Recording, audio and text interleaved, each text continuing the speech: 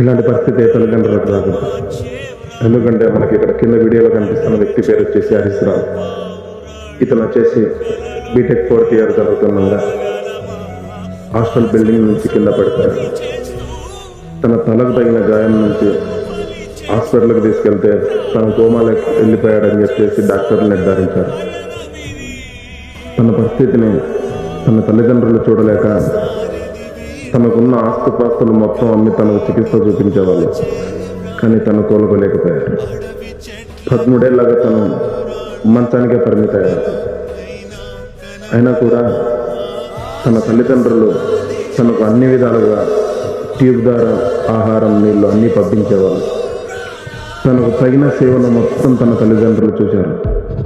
కానీ తన బాధను చూడలేక తన తండ్రి అనేది పోరాటం చేశాడు. ఎందుకంటే తనను ఇంకా మరణించడానికి సుప్రీంకోర్టుకు అనేది వెళ్ళాడు. సో సుప్రీంకోర్టుకు అనేది వెళ్తే సుప్రీంకోర్టు వచ్చేసి తీర్పు అనేది ఇచ్చింది ఒక మరణి చనిపోవడానికి. సో ఇది అనేది ఎవరు ఎక్స్పెక్ట్ చేయలేదు. సుప్రీంకోర్టు వచ్చేసి తను చనిపోవడానికి తీర్పు ఇచ్చింది.